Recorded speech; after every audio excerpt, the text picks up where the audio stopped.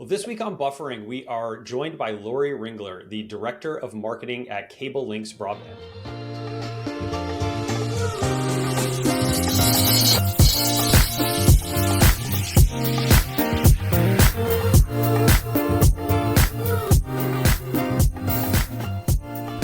Welcome, Laurie. We are really excited to have you here. And Laurie's held multiple positions at Cablelynx and a couple of their legacy brands, Waco Video and East Arkansas Video, along with a brief stint at the Arkansas State Broadband Office. And Laurie, I promised that we weren't going to make you talk about BEAD today. Zach and I don't like talking about it either. So I promise we will not make you talk about that. But we'd love to hear a little bit more about your background and kind of your responsibilities at Cablelynx as we get into the conversation today.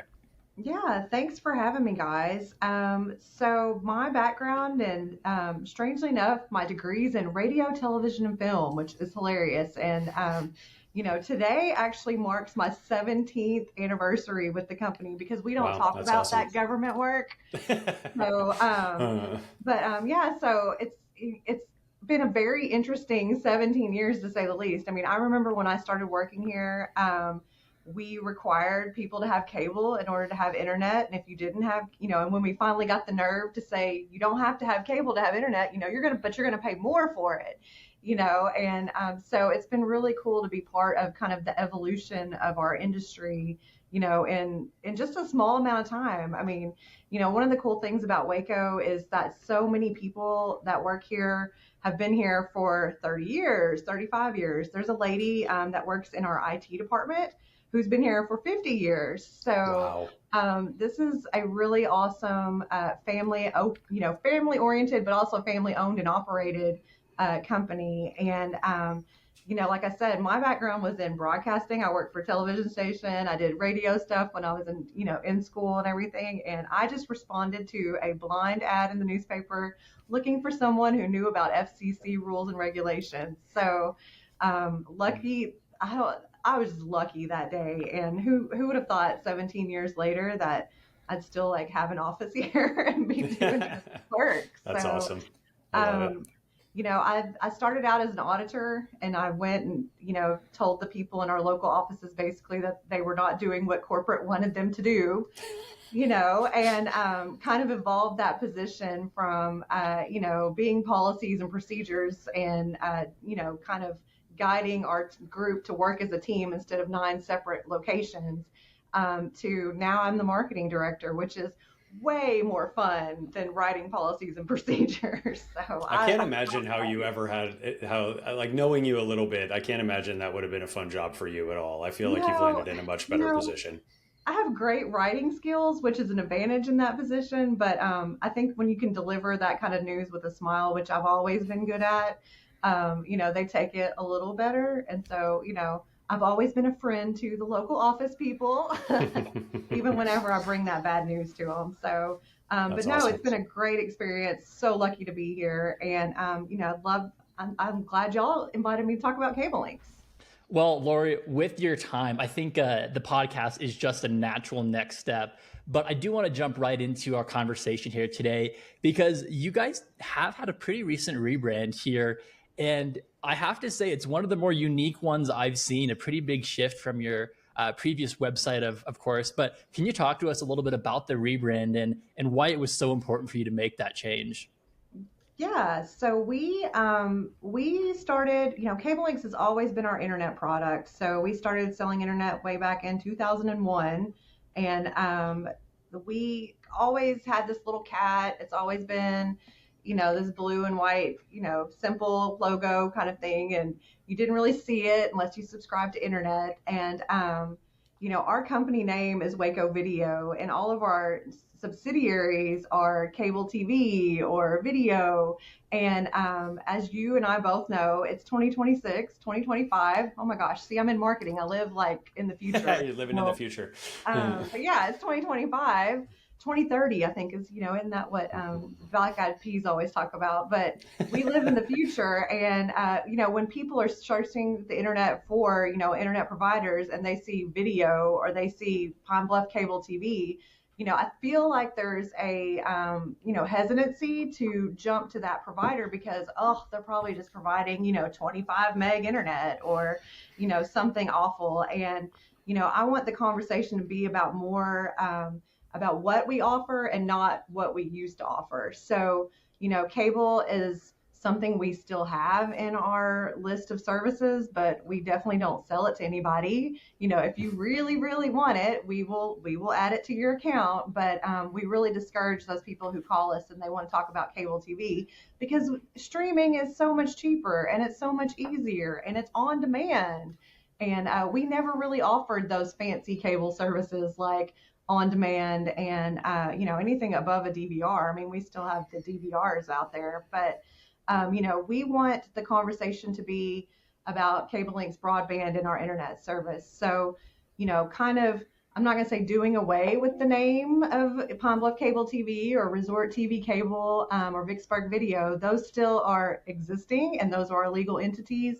But whenever you see our advertising, you're going to see Cablelynx broadband. And we're not calling it so much as a rebrand, but as a refresh by shoving the links to the forefront of the conversation, and then not just having it be, a simple links with a swoosh around it. No, our links is coming to life and does have lasers shooting out its eyes on our website.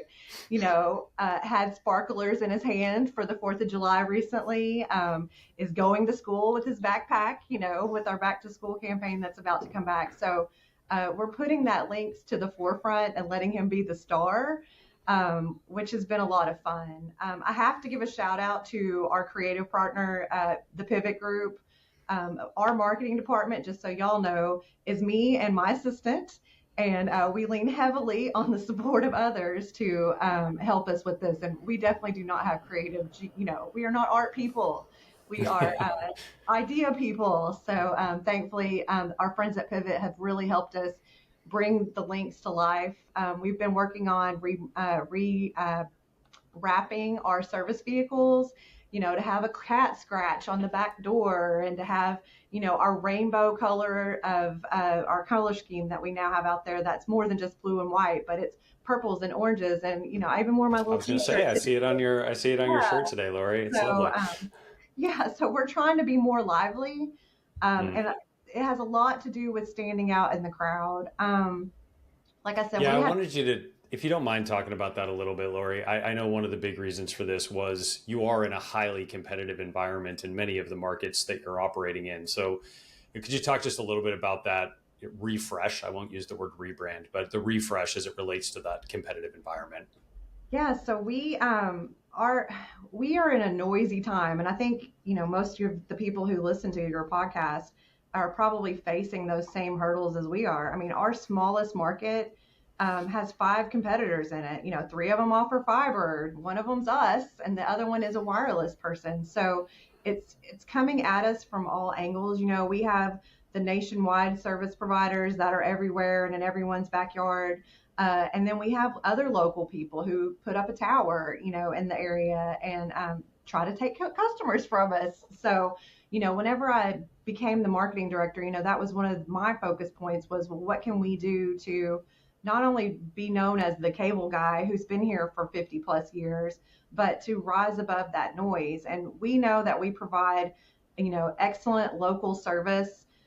We know we provide, the speeds that you need to do the things that you need to do at home. You don't necessarily need 1,000 by 1,000, symmetrical fiber service to watch Netflix at home. If you're a doctor's office and you're uploading your x-ray files all throughout the day through to the hospital, I can see that's understandable. And I have a package for you if that's something that you need.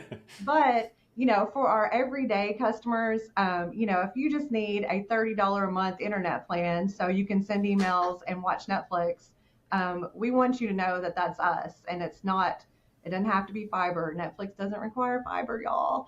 And as much as we know that's the cool, trendy buzzword, especially in the younger demographics, they're looking for that fiber.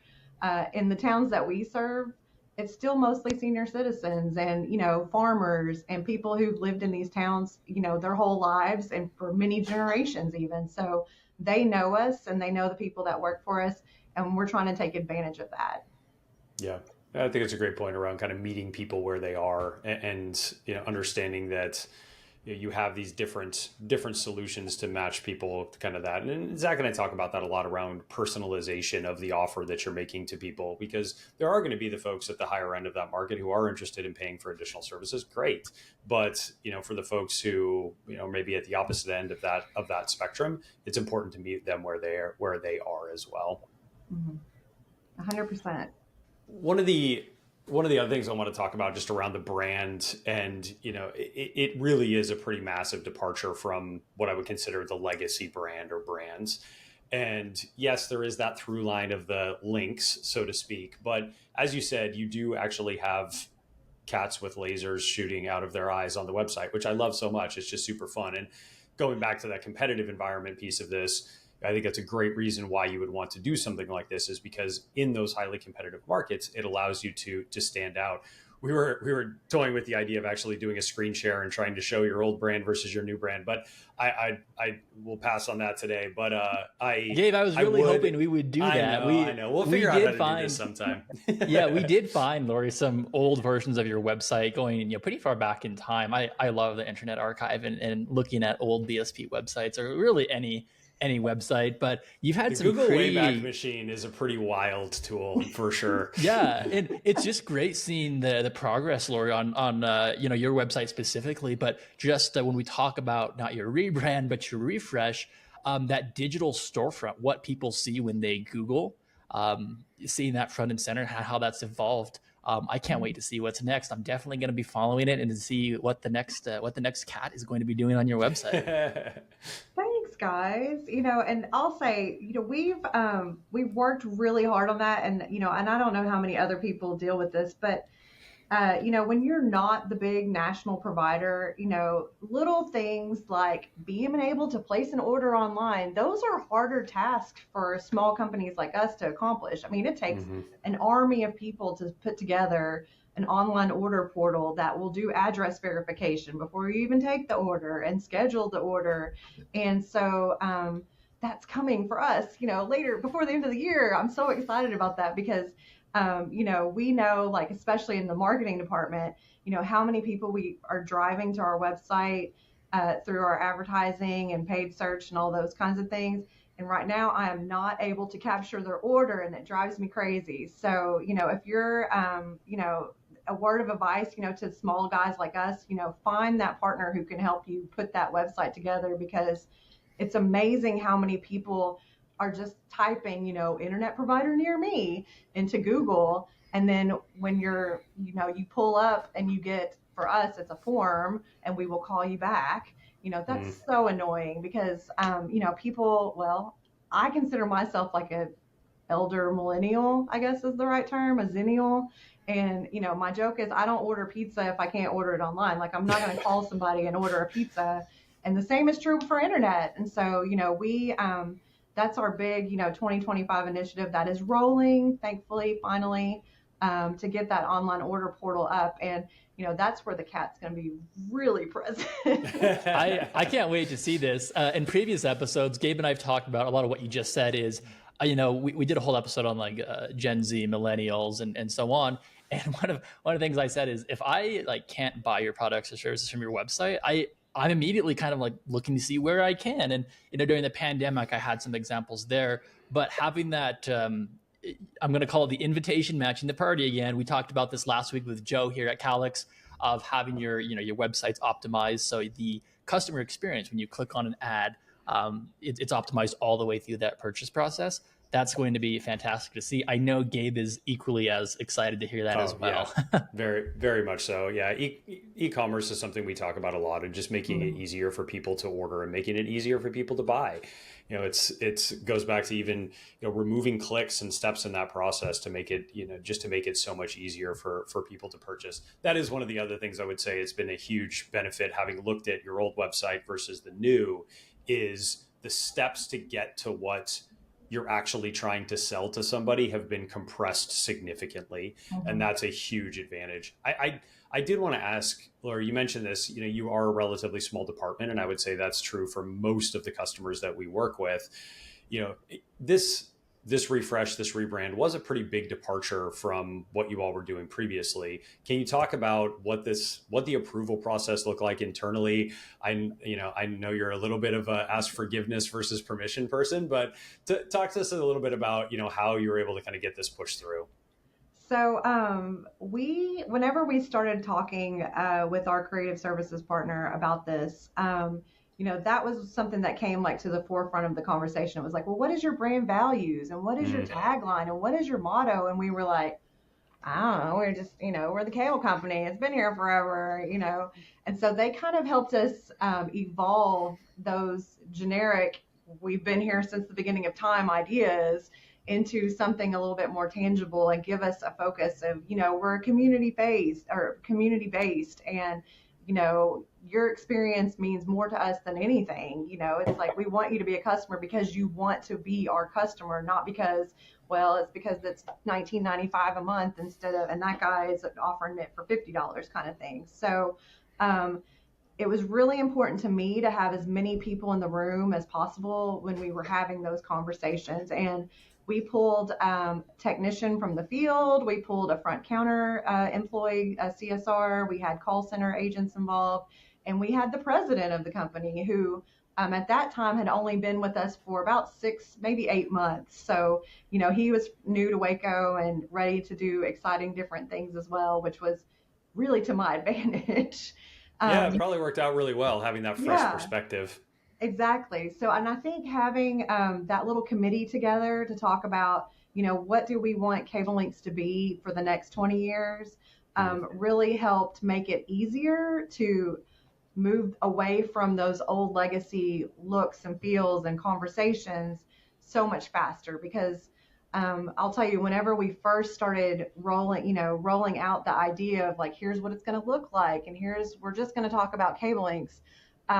The owner of our company and the president of all of Waco was very kind of hesitant because they didn't want to lose that legacy part of it. So we had lots of discussions about it being Cablelynx, but then have the old cable logo in the corner saying, hey, it's powered by, Vicksburg Video.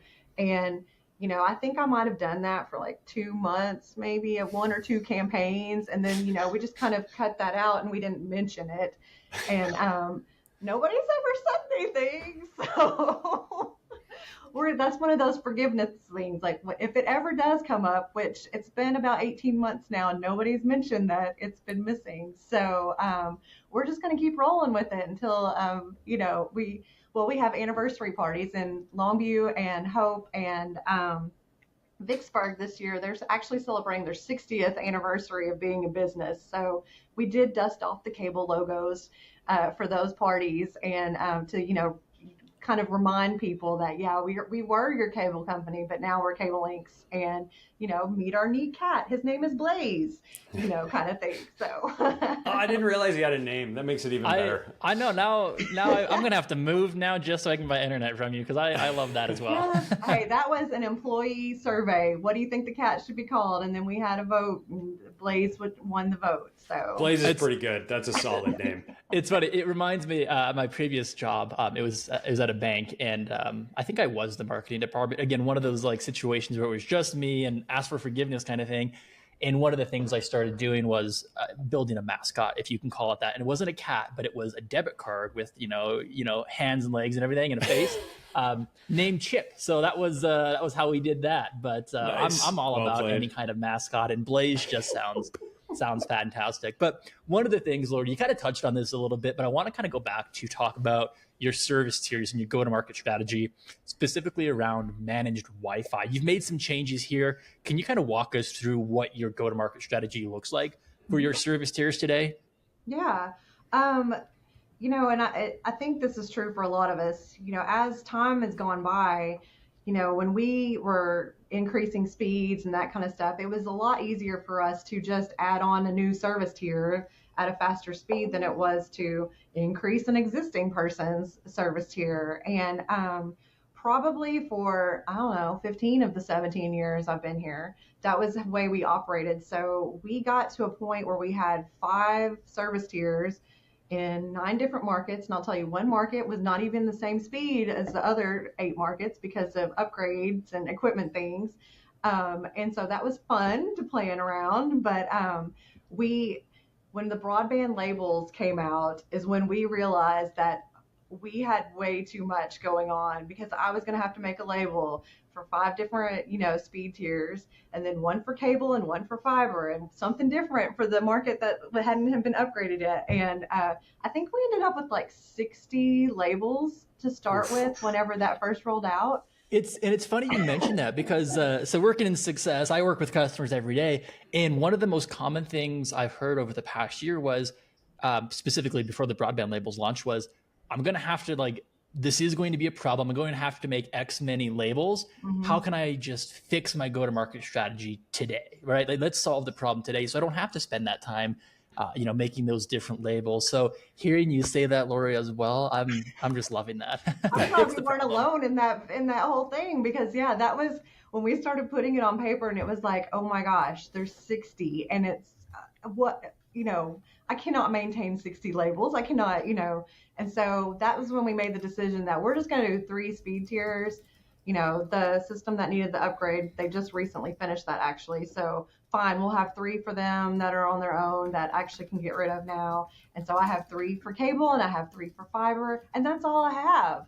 And so it's so much simpler to have just the 6 or what it was, the 9. But whenever we were talking with, upper management about, this is why we need to do this, it's not just because, we would have 60 broadband labels, but, whenever you're marketing a service against a competitor, especially, you don't want those people who are on, I'm going to say 25 meg just because that's a terrible speed that no one has anymore. But, you don't want to have those stragglers who are probably internally complaining about how slow their service is, but they don't realize that there's a faster speed available because we haven't reached out to them. They're an existing customer, whatever. They'll call us when they need us kind of situation. So we actively went through and consolidated, and that meant moving people around and sending them a letter saying, hey, guess what? You have a faster speed and your price didn't change, but you might need some new equipment because you've had that piece of equipment since, 2010. So that we really did have those people too. Oh, I believe it. A lot of fun. But so it was moving, those people, like I said, the broadband labels is what kind of spurred the change, but it's made our marketing so much easier because now I'm, selling like speeds with the competitors. You're going to see the speeds on our website are practically the same speeds that everyone else is selling, in all of our markets. And we don't have to have 9 different transactions every time we do something, which has been a blessing, especially for my tiny marketing department, and building those promotional offers and everything. Because, even at this point in time, we don't even talk much about our 300 meg speed because, that's the come-in offer. We want to attract those gig customers, and then our middle speed is 500 meg. And, between the 500 and the gig customers, that's our bread and butter. Those are the people who understand that, what they need the internet for. They understand the need for the higher speeds. They have, the multiple people in their household that all have a computer and a cell phone and, kind of thing. And so, that 300 meg is a great, conversation starter, but we work really hard on getting the customers to take the 500 and the gig. And what Gabe was hinting at was that we've started bundling equipment and everything with those packages. So we are selling a speed with unlimited data, with a modem, and with managed Wi-Fi, all as one price. And the major driver behind that was people were getting itemized bills that had all 5 or 6 things just for internet service. And of course, they call and they're like, well, what is this? And why am I paying for that? Why am I paying $5 for a modem? And why am I paying? And so we've kind of combined all that into one happy line item on their bill where they don't know how much they're paying for each of the little pieces, but they know it all works, and they have the app and they have all the great things that they need And it just shows up as one, $50 bill on every month. So that was a great changer for us because that itemized thing is really a headache, I think, for our call center agents, more than anything. Yeah, no doubt. It's just that whole simplification process. And one of the things I was thinking about, Laurie, as you were talking through that is just I don't know if this is even the right term, but it's the technical debt of having all of these different things that you're managing. Like you said, the 60 broadband labels. And then, oh, by the way, I also have all this other Wi-Fi stuff. And it just becomes really difficult to manage. And this is a conversation that I've had a lot over, years working with broadband service providers is there's a lot of fear in making a change like that because it's that fear of the unknown. Well, I need to have an offer for everybody. Like you said, I've got all these legacy people that are on legacy tiers that I don't even sell anymore. What am I supposed to do with them? And I don't think I've ever talked to a provider that has gone through a change like that and said, man, I really wish we hadn't done that. I just don't think I've ever had that conversation. It always ends up making things easier, making things more straightforward for the customer, making things more straightforward for everybody internally. I even as Cablelynx, we've done this. We used to sell tens of thousands of different products and SKUs. We used to sell cabinets and we used to sell all of these different things that, went along with the equipment that we were selling, but it wasn't part of our core business. And that's the part that I think is really important for any business to think about, and broadband service providers specifically. What is really core to my business? What are the things that are super important for me to get right? And how do I simplify it so that the customer can buy those things in a really easy way? And I think that's what you've done a really good job of with these changes. And especially the consolidation of the managed Wi-Fi piece into that. It really seems like that's been a huge benefit for you all. So we've been bundling the managed Wi-Fi with our services. I think we're about a year. Yeah, we're rolling up on a year now, and we're finding, the churn for those customers is so much lower than when we are selling a service and then here's your modem and do you need unlimited data? I mean, I have unlimited data, and those kinds of conversations. It's like, what's the right package for you? Okay, great. The price is this, and that includes everything you need. And that's as short of a sales conversation as it is, because there's nothing more to discuss. And our technicians, when they show up on site, they have the customer download the app while they're doing all the things they do. That's not my department, but they're doing their thing. And then, by the time they get done with their work, they've got the customer signed into the app, they've got them setting up their devices. And so, that's part of our, circle of customer service is, even the technician has a huge role in that, in making sure the customer's happy before they walk away. And, we reward those guys accordingly, with some tech kudos commissions that they can earn even. So, it's just been so much easier for us to sell from the marketing side by having it all combined into one and not so many asterisks and terms and conditions on our advertising. But then, taking those customers who maybe didn't take the package the first time, or they've been with us for a long time. Well, now we're getting to a phase in our life where we're talking to those people and trying to get them to bundle their services. And while they're, of course, increasing their speeds and their bill by, $5 or so, but, make those conversations happen so they know that we see them. I think that's been a big part of it was, we have all of these customers who have been around since, I don't know, 2002 or 2003, let them know that we see them. And our call center's even done some call outs just to say, hi, is everything okay? I haven't heard from you in a few years. Here's some things that are new for us. And just to kind of not necessarily sell it, but be informational, and then plant that seed where, well, maybe I do need managed Wi-Fi, or maybe I do need to increase my speed. I have kids over all summer or something like that. So it's been really cool. That courtesy call is one of my favorite quote unquote selling tools because it's so effective. And something else you touched on there, Zach and I have talked about this a lot, and I'm sure Zach has thoughts on this, but the app and opening up that communication channel to your customers, that's something that we've talked about a lot. And from a self-serve perspective or just from a being able to communicate with your customers. I mean, Zach, I feel like if a company is not communicating with you specifically through an app, I don't even think they exist. I no, and I go back on this all the time. I love push notifications, mobile notifications as a channel by itself, but I think of my BSP, and this might be generational as well, but when my BSP came, they did my install, there was no option.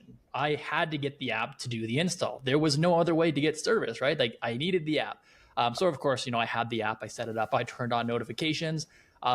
Occasionally there might be like a weather related outage and I'm immediately notified of that. And of course they don't overwhelm me, but from a communications channel alone, I'm a big fan. It's personal, it's real time. There's so much you can do with that. And when that, I'm trying not to say anyone's name here, but when that notification comes across my phone, I immediately recognize that as a trusted brand. So going back to the app, I love that you've got your whole team on board with that. It's part of the install process. And Dave, awesome.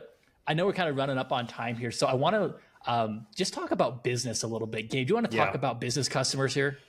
Yeah, I wanted to, Laurie, just have you touch on this as well, because I know this was another shift that you made recently from a go-to-market strategy perspective is with your business customers. Can you talk to us about why you wanted to make those changes, for services to your business customers? I feel like this is a very oftentimes forgotten part of the broadband service provider business. There's a lot of focus on the residential side, but the business folks kind of like, here's a service, and that then we kind of move on with our day. So, but I think it would really resonate with folks, with a lot of providers who are thinking about how can they shift that small to medium sized business strategy that they have.